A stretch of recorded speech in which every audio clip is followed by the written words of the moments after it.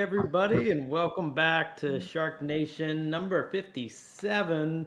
We've got a very, very, very special guest with Jason and myself here today. Welcome, Travis. Welcome to the show. Thank you. It's an honor to be here. I was getting way too hyped. I don't know if people could see me in the background, but that music, I just couldn't stop. It's going. It really does. It really gets me excited. That's for sure, man. We're fired up. We're ready to rock. So for those that don't know, Travis Halverson is an expert ISA database manager wizard dude, right? Is that the right definition? I always just say I'm just an ISA. That's what I've always said. That's what I've always defaulted to. I mean, obviously it's changed over the last year or two, but I'll always just be an ISA at heart, I think. Love it. So that's perfect. Yeah, transition. I was saying to you before the show too, I don't know that I fully know your background. So kind of take us to what got you, to be an elite ISA and to where you are today. Yeah, I mean, I've been an ISA for about 7 years now. It's something that I started out with in Idaho for I think it was a KW team called the Anderson Hicks Group. They do about $260 million a year. Big team, 16 agents or so. But Mike Hicks, he's been in real estate for 35 years or something. They always had a joke and said 35 years between the ears because he was just super intelligent. He's the guy that would come out with a safety belt, with all his tools and stuff, that would go to the showings in the open house and get on his hands and knees and walk you through the house together like a dad style. You know what I mean? So he was really, really, really good, intelligent when it came to that. My mom started working for him as just kind of like an assistant back when they were just the Hicks Group, and just started doing everything that she could for him because he sold us our house when we moved to Idaho. And then my mom wasn't in real estate. Didn't even know what real estate was really. And he showed us houses, and he was like, my mom was going to be leaving her job that she was at since she was 16 years old. And he was like, well, can you type? She's like, yeah. He's like, well, I need an assistant. And so she became his assistant. She's been his assistant since probably, I'd say about 20 years, I think. Yeah, it's probably about 20 something years. So she turned into a buyer's transaction coordinator and started doing a lot of different things. She would do open houses, put signs out and stuff, all of that stuff for him. And so, yeah, it's kind of evolved from there. And then I got into just calling, cold calling from DirecTV and AT&T sales. And that was brutal, painful, very painful. But I mean, I love the calling aspect, traveled a lot for it, opened up a lot of call centers in Costa Rica and El Salvador. Just a lot of training and facilitating training for picking up the phone, talking to people, DirecTV troubleshooting. And then my mom told me that there was something better I could do, talk to people that want to buy houses. So that's how the ISA position kind of evolved for me. Wow. That's wild. It was a good time for sure. I don't even think I knew Idaho was so. Okay, so I guess now you're in North Carolina. Myrtle Beach. Yep, South Carolina, Myrtle Beach. South Carolina. That's what I meant. Okay, so where does that come in? Where do you go from Idaho to South Carolina? I mean, actually, this is really funny. So a long time ago, they told me first of all, I hate the snow. I absolutely hate the snow. There's nothing worse for me than waking up, running late, and having to de-ice your car or an ice scraper. And I will be honest with you, I was always that guy that never had an ice scraper for 15 years living in Idaho. It'd always be a different credit card or some sort of Fandango gift card or Nike shop. You know what I mean? Some sort of, and I'm just sitting there trying to get through it, and just enough so I can see drive through this little hole trying to get to work, you know what I mean, in the morning. And that was just enough. So I looked up what had the cheapest eggs and milk in the world, and where it didn't snow. And a lot of people know this. I mean, they probably do now, but if you track egg and milk prices, you can see where real estate hasn't really boomed yet. You know what I mean? It's kind of funny. You can see where inflation hasn't hit super hard. So cheap eggs and cheap milk will show you where good opportunities might be to invest, or good opportunities might be to buy, and actually live in. So yeah, Myrtle Beach never snows, super cheap eggs and milk. And I was like, that thing's great. It's 35 hours away though. So that was a different animal for sure. So yeah, that's how it kind of happened. I always tell people, just look at a dartboard, and I was like, where am I going to move? And I'm terrible at darts, so it went to the far right side of the United States. So I feel you.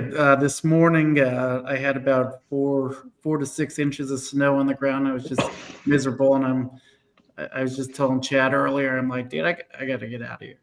No, it's true though, man. And that was the other thing. I mean, even with real estate, I was snowed 9 months out of the year in Idaho Falls. So it's just like seasonality for real estate was brutal. And I was like, and I remember my CEO, and I love him to death, but the man was like, seasonality doesn't exist. It's a mindset. I'm like, you are crazy, dude. What are you talking about? That's not a mindset. I said, nobody wants to move with 18 feet of snow. That is a real thing. But to be fair, though, that will go far enough to explain myself. But it's like, I mean, it's true. You don't have to move unless you have to move sometimes. You know what I mean? People aren't moving for the fun of it. But like, I get it. Seasonality exists to a certain degree, but it is also a mindset thing. I mean, I was still setting 2 or 3 appointments a day. Lord knows that they were closing, but they were getting set because people were wanting to have conversations about real estate. So nice. So for people that don't know, ISA, inside sales agent, right? You would be making calls on behalf of licensed realtors, trying to look to see if you could get people to buy or sell. That's it, right? Yep. But I also, the funny thing is, and people always ask me this a lot, but I was also licensed. So I had my license in Idaho. I had it in Utah, South Carolina. So I had like 3-4 different places. But it was always interesting because people were like, why don't you just go sell real estate? I was like, I just like sitting in front of my computer, man. Like, I really don't want to move. It's just so nice to just be here and like not have to move at all. But yeah, I would set it up as like the assistant for that agent. And sometimes people would laugh, be like, Travis, you've been in real estate for like 6 years. That agent is brand new. Like, I'm still his assistant. It doesn't matter. It's like, as long as it makes the agent look good, I don't care. I'll be the assistant forever. I don't care what I am. That's focused. I like it. That's how you can master it. So, okay, that's a good transition too. So I guess how necessary is it to have an ISA? Like, what's the right, is it for everybody? And like, what's the right fit? Like, when you should consider one? I mean, honestly, what I tell people a lot of the times, I think it just depends on like you know what I mean? Like, it depends on your team. It depends on your structure. If you have a lot of leads in your system and your agents aren't following up with them, great. But I mean, if you have a lot of leads in your system and like agents need opportunities, things like that, it just really depends on the structure. It worked well for that team was because that was a massive value proposition for their team, right? They were told like, hey, and this was before it was cool because like the Anderson group, Sean Anderson, he had ISAs, right? And he had callers, like he had like 3 of them that were dialing people and like setting up appointments and opportunities. And then the Hicks group didn't. They were very old school. They had pen, paper, like you go do open houses, you go door knock, you go do all that stuff, right? So then they were the number 1 and 2 teams in Idaho at the time. And then they decided to merge, which really just kind of monopolized a lot of this. But like, I mean, they had like, I don't know, something crazy, like 30-something% of the market share, I swear. But it was crazy because like they combining the ISA position with the Hicks group, because the Hicks group agents were just crushing, right? Like they were just good real estate agents. So handing good real estate agents opportunities was just this like superpower for this team, right? Like, so it just really elevated that team to the next level. And like combined, it was just something that was like, it worked out well. So it just really depends on like your team structure and the setup and like who you're setting appointments to. If you bring agents in, it's like, you're going to get golden opportunities. Every single person you meet with will go and see a house and write an offer. Like, it just depends on how you position it. But I mean, I will say, and I'll agree with Nick McLean. He said it before, but like sometimes ISAs will make lazy agents. You know what I mean? So it's a difficult position for sure. So yeah, I think for an ISA, I always hear kind of what's the best time to call. We have 3-4 different call shifts: 9 to 12, 12 to 3, 3 to 6, and then kind of like a night owl one for any kind of leads that come in overnight. After work hours. Every agent on the team's like, oh, I want the early shift because that's the best shift, or this is the best shift. They taken all the good shifts, and it's like, could you put that rumor to bed, or are they onto something? I mean, I think honestly, it just depends really, because like I always show people a lot of the times like the best times to call is usually after, like at the end of the day, like when people are off of work. Sometimes that can be bad because some people don't want to talk after work, right? But I mean, majority of the people that are buying houses probably all have jobs. So I mean, calling at 8 o'clock, you're hitting someone like, I mean, if I'm calling around 12. You know what I mean? Someone on lunch, someone who's probably maybe having a decent day, and it's like they're okay to talk about it. Yeah, I got 30 minutes here to talk about real estate because I'm on lunch right now, right? That might be the best time to call someone. So I always tell people like morning's not really great. Afternoon and night's not really the best, but I always try to shoot for middle of the day. But it's also just a mindset thing. So, I mean, the people that you're calling just depends. I wouldn't try to call the same person the same time if they're not answering it at 8. Like, don't try them tomorrow at 8. And if they're still not answering it the next day, don't try it again at 8. Try a different time. You know what I mean? Like, make sure you mix it up. Sometimes it's what matters. Yeah, we have different prospecting times too, like you said, for, try to get your calls in the morning. But like I said, if you got to meet people where they're at, if they're getting the kids to school and all that kind of stuff in the morning, you don't want to be trying to call them in the morning. They're not available. Maybe the afternoon or, evenings are a better time. So try different time frames. Yeah, exactly. No, I agree completely. What about texting versus calling? Do you have any, I mean, like where are the roles there? Is there, like, I guess what I'm trying to get to too, is there a world where somebody can hide behind text and still win? Yeah, I mean, we had an agent. She did a great job. Her name was Elena, and she crushed it, in my opinion. You know what I mean? She was really good, and she was very, very, very text heavy. You know what I mean? It was interesting because how well she was able to, like, overcome objections and really have conversations with clients via text message was just huge. You know what I mean? So it was always interesting to see how people could do that stuff. But I mean, it's still, calling is always going to be king. You can never sell a house without actually talking to someone on the phone. Like, I stand behind that 100%. I don't think there's ever been a deal where it was like, yeah, we just texted the entire time, text and email. It's like, I never heard this person's voice. Like, I don't think that's a thing. So, like, you have to talk to them at some point in time. Like, there's no way to go around that. Yeah. So I'd say for frequency, because we try to help out like brand new agents, right? So if they get a brand new lead to come in, what's kind of your best, best practices? I usually say call, text, email, every day for the first 5 days. Yeah. So, I made a big adjustment, like probably second, like I realized that that like iPhones start popping up as like potential spam, unknown dialer, things like that. I adjusted to go through, and so I always would say call, text, email every day for 10 days straight. But I text, call, email is probably the best form you can do it, or even text, email, then call, just because, like, for instance, you don't need to reply to someone, but if you read an email and you read a text message, like, that person's phone will pick up the fact that you're a real person. You know what I mean? That's when it pops up and says, maybe Chad, maybe Jason, maybe Travis. You know what I mean? So, like, that's why I always say text and email first, but a lot of that stuff being automated is pretty simple and easy. But especially for people that are calling brand new leads, when you call in, if like you're calling from someone that doesn't have the same area code as that person's phone, a lot of the time it's just gonna be spam. Yeah. No, I like that little tidbit, because a lot of people don't realize, like you said, a call out of the blue could come up as unknown or spam. But if you text first, then it could say, oh, possibly Travis calling you, because you have Travis in your name from the text, and it picks up on that. And then, so it's more of like a warm, oh, okay, maybe I do know Travis. Yeah. Yeah. So when it comes to, all right, like staying in the box and, continuing following up, or just lead conversion in general, like, if you had to pick one thing, what's the most important thing that is either focused on or missed, that leads to conversion?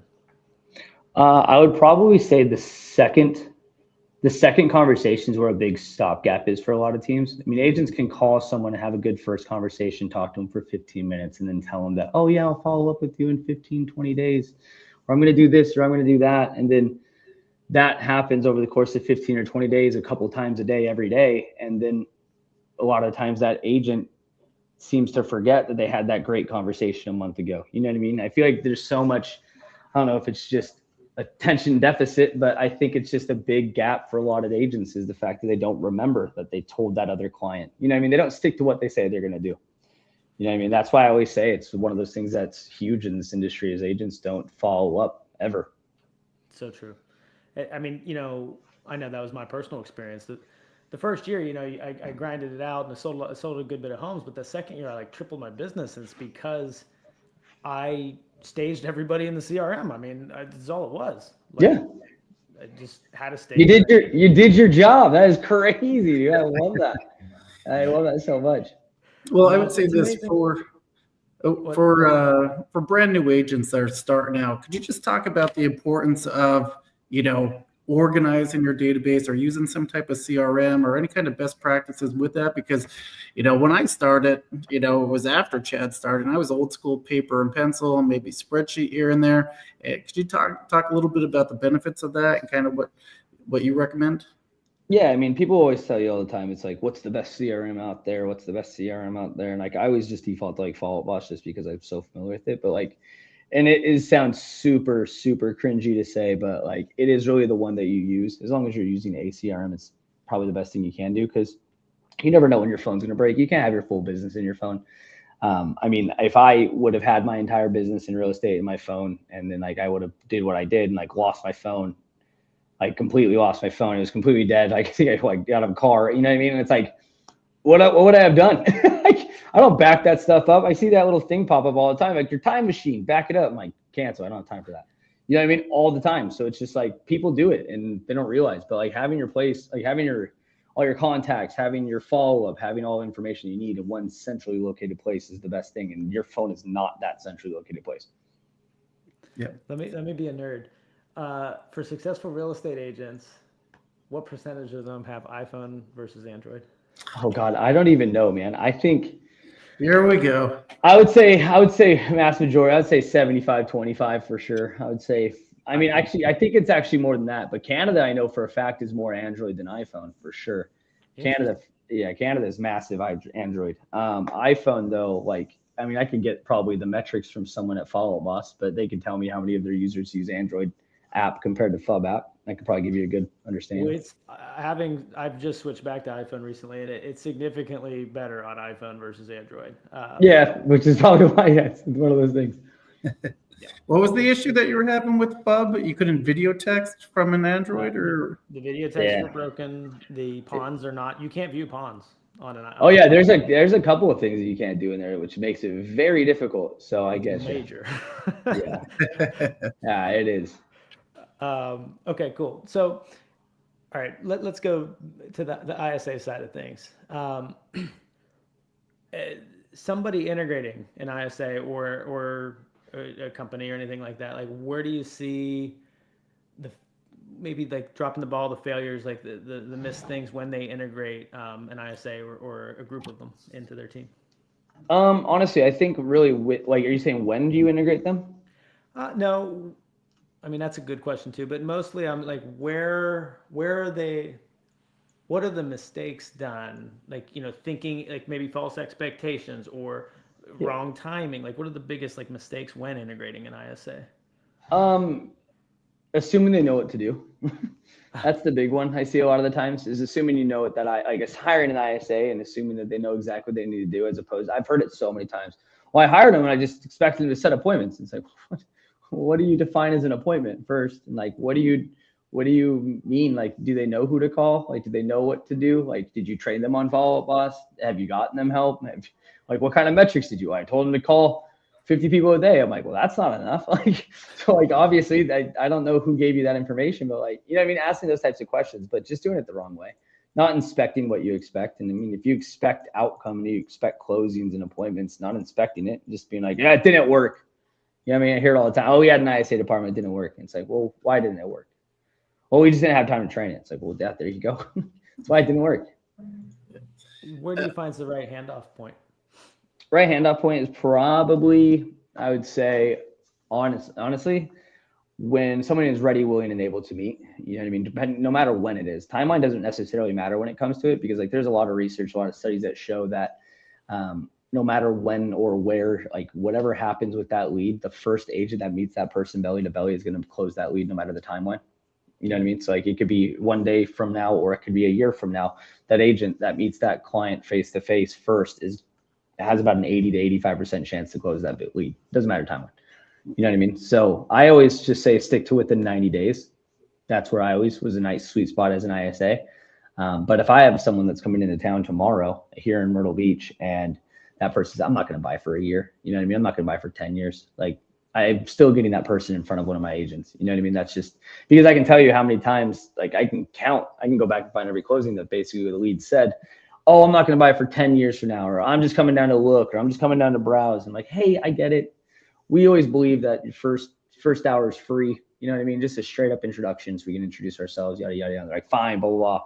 Like, well, we saw a couple of condos we wanted to see. Well, yeah, let's go look at them. It's like, well, I mean, we love this one. It's like, well, let's make an offer. You know what I mean? You can rent it out. You can do all this. You can do all that. It's like, next thing you know, they have a contract. Oh, but they were 15 years out from buying. It's like, oh, okay, great. So 100%. To touch on that, right? So I think an expectation for real estate agents and ISAs, right? The first initial call is probably going to expect objections. Mhm. Expect the smoke screen, right? And how do you, like, what kind of advice could you give to agents or ISAs as far as, the initial first 20 seconds of the call, right? Right out of the bat, like I'm trying to train up the team, like expect it. It's coming. Be ready for it. And here's how to overcome it. Yeah, this is what I tell a lot of agents when they're calling leads. You need to look at it the fact that every lead in the system isn't wearing pants, right? And it sounds super weird, but every single lead in your system is currently not wearing pants. I want you to look at yourself like you're a grocery store, you're a Target, right? You yourself are a Target. Every person in your database, totally pantless. They're all coming in your system, not wearing them. You see them all not wearing pants. You know what they're looking for when they come in your store. They're all looking for pants. However, the second you call them, you can't say, I know you're looking for pants. You've registered to look at pants. You know what I mean? You have to kind of play dumb. Like, hey, what has you registering? Are you here to look for a car? No, I know you're here to look for pants, right? So they're going to tell you like, oh, I'm just browsing. I'm just looking. I'm just browsing. It's like, okay, cool. Let me know if I can help you, right? You have to really just play dumb with people because the thing is like, you can't go at them with the angle of like, hey, you're not wearing pants. I know what you're here for. You want to buy at 123 Main Street because you need it. Right? You can't. So that's what I always look at that. And I always tell agents, explain it to agents that way, right? It's like, you need to kind of look at these people as if they are so uneducated that they are going to just send you in every which way to find pants, but they're never going to tell you that that's what they're looking for. It was just for Black Friday. My wife's on her phone, scrolling through something, on the phone, ready to buy something. I'm like, what are you looking for? She goes, oh, I'm just looking. I'm like, you are actively getting ready to buy something. I go, don't pull that smoke screen bullshit with me. I know exactly. You know what you're looking for. Yeah. I'm going to Best Buy to buy a computer today. So I don't know how I'm in the AirPods section though. It's crazy. I'm just like, why? Yeah. I know where I'm supposed to be going. It's like, I don't know why I'm looking at phone cases. I don't need a phone case. I need to go get a laptop. So it's just like, why am I over here? It's the same thing. It happens all the time. I've always said there seems to be like a moment too where they just like let the like if you stay curious enough, like third grade curiosity, just why, not saying why, but asking relevant questions. All of a sudden they break into that. Well, we were just looking for this and then this, and like when there's like almost like a breath of like, I'm gonna let my guard down if you've asked enough curiosity questions. Would you agree with that? Or? Oh yeah, for sure. That's why I lead every single thing I do. I think, and just even now, I try to lead everything with humor, just because I feel like people let their guard down around humor a lot of the times, and it's like you can like someone that's going to make you laugh. And it's like, if you can get someone to laugh, you can kind of like just get them to open up even more. Like we did a call night for Easy Home Search. And it was funny because when we were there, I talked to this guy on the phone and I knew the person's name. It was like Rebecca, but the guy that answered was not Rebecca. And he picks up the phone. I'm like, Rebecca? And he goes, this is Joe. Who is this? I was like, oh, I was just trying to get a hold of Rebecca. And he goes, Rebecca's my wife. I'm like, oh, I sent her over properties here in Myrtle Beach. I was like, you guys planning to move? He goes, she didn't tell me. I was like, do you have family members over here? He's like, I have a brother. I'm like, oh, well, this just got really weird then, Joe, because I don't. And he starts laughing. He's like, no. He goes, Joe keeps trying to convince us to move down there. And I was just like, or my brother keeps trying to convince us to move down there. So I think our wife. And like he heard him in the background and they started laughing. He's like, yeah, we're going to probably plan a trip down there soon. Blah, blah. And so, he sounded like the meanest person in the world when he answered the phone. And I was just trying to make him laugh and get his guard down to tell me exactly what was happening. So, do you see like agents kind of let themselves off the hook by just caving into like the objection and the smoke screen because it's like, oh, I was just looking. Oh, okay, well, let me know. It's like they kind of feel good because they made the call, but don't want to kind of take those next steps to kind of make it actual getting into the weeds with it. Yeah, I mean, honestly, I think tonality and inflection in people's voices will really scare real estate agents into trying to not have that conversation. I see a lot of agents nowadays actually make up objections so they an easy way out. They give the client an objection. Oh, are you waiting for the election? It's like they never fucking said that. They never even said anything about like, oh, are you waiting for Christmas? It's like, dude, they didn't say anything. Like, why did you just? Oh yeah, I'm waiting for Christmas. It's like what? That is not what I'm like, dude, they never even said that. So yeah, I think a lot of people try to just say, I did it, I made my calls, I did nothing, I got nowhere with my calls, but I talked to a couple people, right? It's like, okay, like that's not gonna make you money. You don't get paid based off your calls. If you do, become an ISA. So like I don't understand, that's not gonna help you as an agent. Quit giving people the easy way out by giving them objections to send back to you. Like it just doesn't make sense. I think another easy way out is the appointment set to appointment met tracker, right? So many times that people just want to get you off the phone that they'll say, oh yeah, we'll meet, and then never to be heard from again, never show or whatever. It's like, did you provide enough value for them to even want to meet you? But why would you track appointment set to met, right? It's because we kind of let ourselves off the hook with like, oh great. Oh, great. Yeah, exactly. That is what happens a lot of the times. Like the show up rate is just, or the no show rate or show up rate, whichever one you track. It's a big jump off between, you know what I mean? Like you'll have agents like, I set 15 appointments, I had 2 show. I'm just like, okay, what does your call sound like? Do you double confirming? Or are you like actually going the next step, like to make it so they do show up? Like, do they even know what they're showing up for? It's like, great, you set 15 appointments on that call. You never even told them where your office is. Like, what do you, where are they supposed to go? Like, I'm confused. Like, you know what I mean? So it's just fun to see real estate. And I get it. Like, and the cool part is like, those are the types of people that are actually trying, which is good because it's not because there's always going to be that will or skill issue. Like, is it a will issue or is it a skill issue? Right. If it's a skill issue, that's coachable, right? If it's a will issue, that's very difficult, right? Like trying to get them to just make the calls is the hard part. What the calls sound like is irrelevant at the time, right? I just got them to make 50 dials. If they had 4 conversations, great. Then I know it was a skill issue, not a will issue, right? So I can listen to calls and tell them what to say instead. So, oh, beautiful.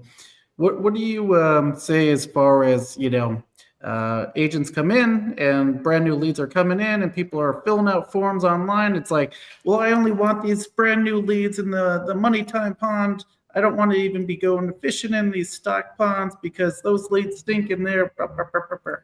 Yep. Oh yeah. No, we talk about it a lot actually, is the fact that like me as a real estate agent, if I was a real estate agent, I'm a real estate agent. I'm not a realtor as the lady that told me.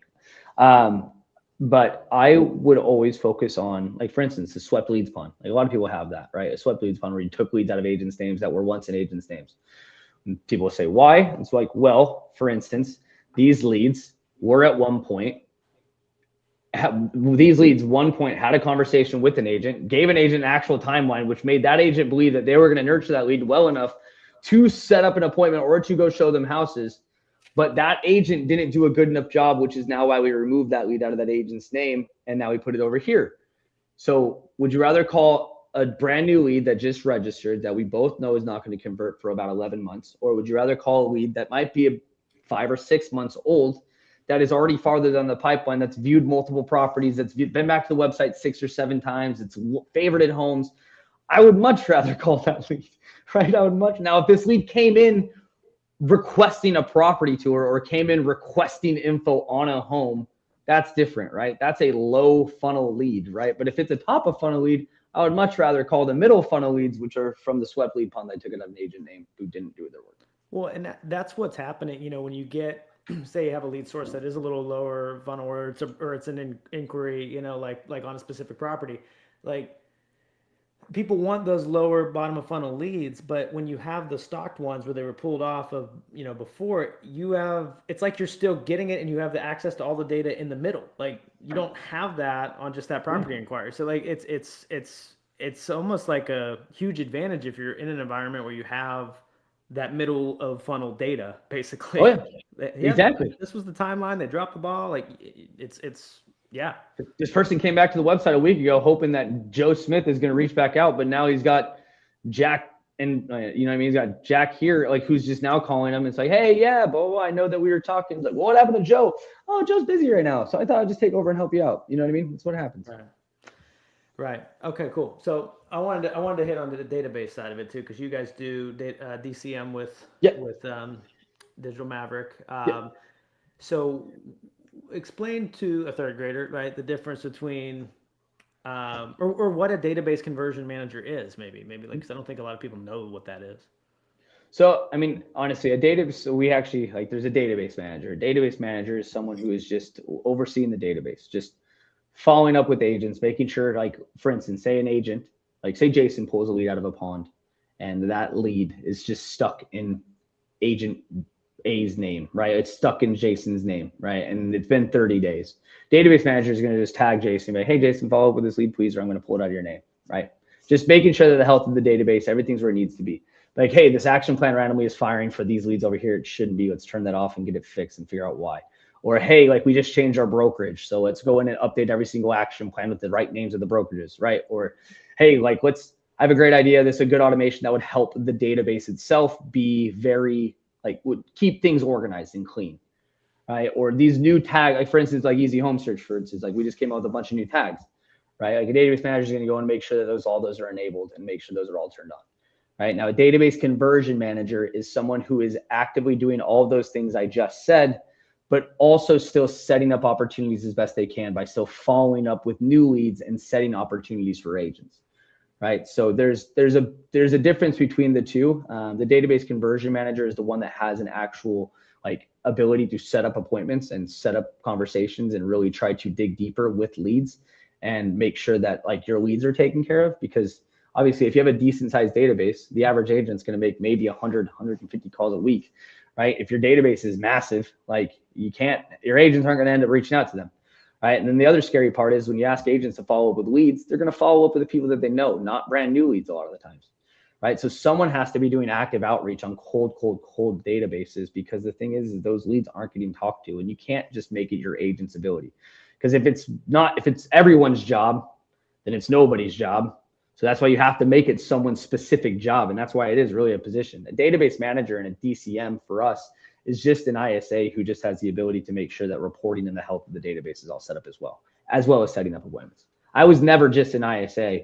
I was always like a database manager is how I saw myself. All 30,000 of these leads in these database, like a database that I was in, has to close. And it's my job to make sure it closes. Or even when it was a lead that I never set for this agent, I still need to make sure that closes, because Chad will fire me if it doesn't close. You know what I mean? Like, just because they won't have enough money to pay me as an ISA, so I need to be more than an ISA, right? That's what it looks like to me. And is that something you think someone should, start in the beginning if they have a big size database and they have a team, like early on, or is it something where they should get a good, thing going themselves? Maybe like the team leader be the database manager for a while, but at a certain level, then you break it off and do that.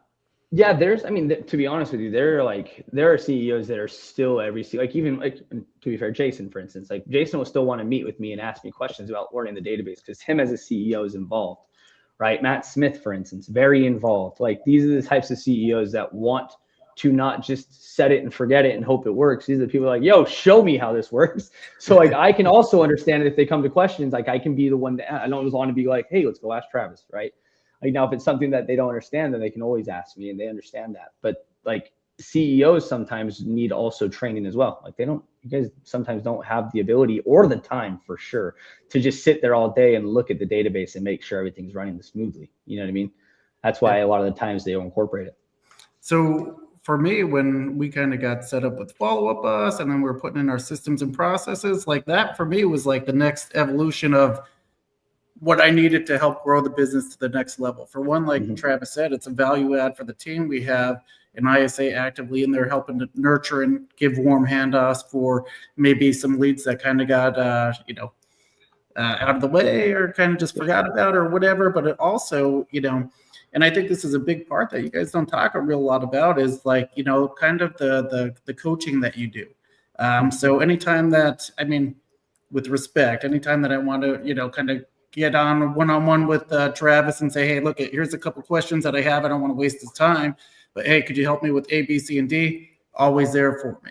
every other week we meet with Nikki, his partner in crime. And actually, we're meeting with her today at 2, and they're going to actually go into our database, help role play and objection handling and all kinds of other good stuff for the database and training and coaching. So it's like you get the ISA plus all these other value adds. I mean, for me, it's like one of the best things that I've invested in. I'm super pumped to see how it grows because we're just getting started. No, I appreciate that. And I love that. And that's the fun part because like the database conversion managers, yes, it's an ISA in your system. And like right now, like they're replying to messages right now as I can see it, right? It allows me to like do stuff like this where I can help you guys, right? But they are an extension of me that know exactly what to do, what to say, when to say, sending a report. So it is like training a piece of me in the system while Nikki is able to train the agents and make sure the agents understand what to do with those opportunities that we hand to the agents. So it's just full circle trying to make sure that everybody is covered, right? Because I can generate as many opportunities as possible, but if your agents don't know what to do with that opportunity, then it doesn't really do anything, right? And it's just gonna work for a couple of months. And it's like, well, all these opportunities haven't been able to close. It's because your agents didn't know what to do with them, right? So we had to really put that piece into play, and that's where Nikki really comes in and handles that stuff as well. Yeah, I think it's like a full circle, from brand new setup and automations to nurturing the leads throughout the whole life cycle of the deal and training the agents on exactly what to say and how to say it, and the CEOs and team leaders on exactly what they should be looking for. I mean, I think it's a full circle solution, and like I said, I highly recommend it for any team leads out there that are in need. Well, it's interesting because I never had, and this will be funny because I never had a director of sales in any team that I ever worked on because we never needed it, because we always just put it in the ISA's world of like, shit, Travis doesn't get paid if these people don't close the business. So he's going to be the person to chase them down to make sure that these leads close. We don't need a director of sales. We literally have a Travis and Nikki to make sure that these agents are closing business, or Travis and Nikki don't eat. Right. And it wasn't meant like that, but like, that's how it was. That's how I treated it. He's like, because if I had a director of sales, like I would just be telling them exactly what I was already doing. It's like, hey, can you call Steve and tell Steve to follow up with this lead, please? It's like, I'm just going to follow up with Steve myself because I need Steve to close that lead or I am not going to get paid. So that's, I mean, it works out well that way.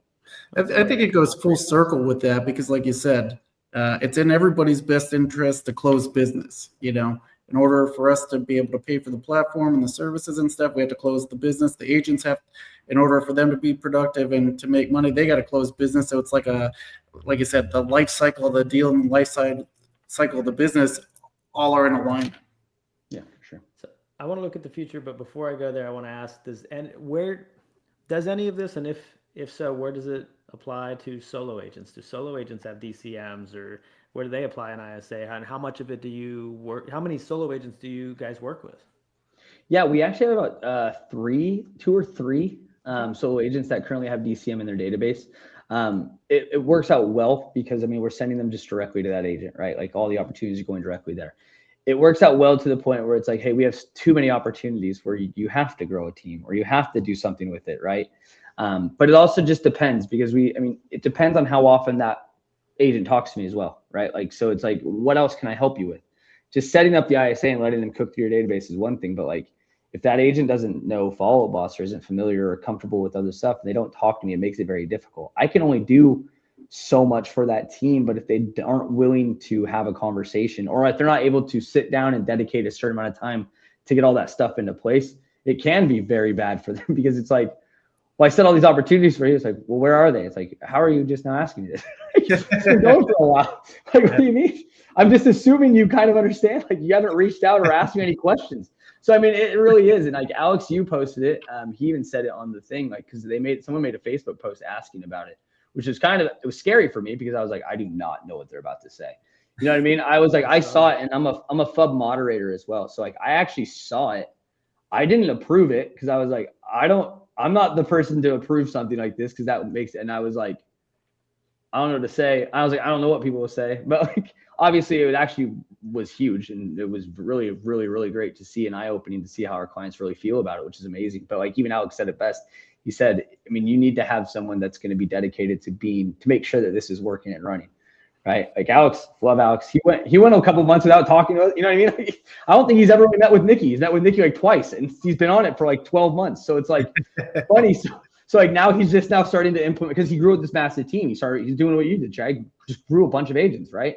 And like, I'm like, hey, like, let me meet with your agents. Let me onboard your agents. Like, we'll train them on Pub, Alex. So you don't have to. Like, there's a good world where we can do it. And there are a lot of teams that change like their entire onboarding process to put me and Nikki in the middle of it to allow us to help them leverage out training their agents. Like, hey, we're going to do a whole class on Follow Up Boss today, and it's going to be with Travis for an hour. So they put it on my calendar, and I meet whenever they have a new hire class. I meet with their agents, train them on FUB. You know what I mean? Make sure their smart lists work, all that stuff. So, I mean, it's part of the fact that we just wanted to be involved with the teams. And like, I was an ISA for one team, and I felt as if I wanted to be everybody's ISA, right? Like my database, the first database, like 8,000 leads. My second database is like 60,000. And I'm like, now we're in databases that are like 1.5 million. And I'm just like, this is awesome. Like, I love just to see all these massive databases and be involved. And to me, it's like I have all the time for these people that I can. Like, I'm not even close to being capped, because like, put it on my calendar, I'll be there. Like, fill white space, fill it all. I don't care.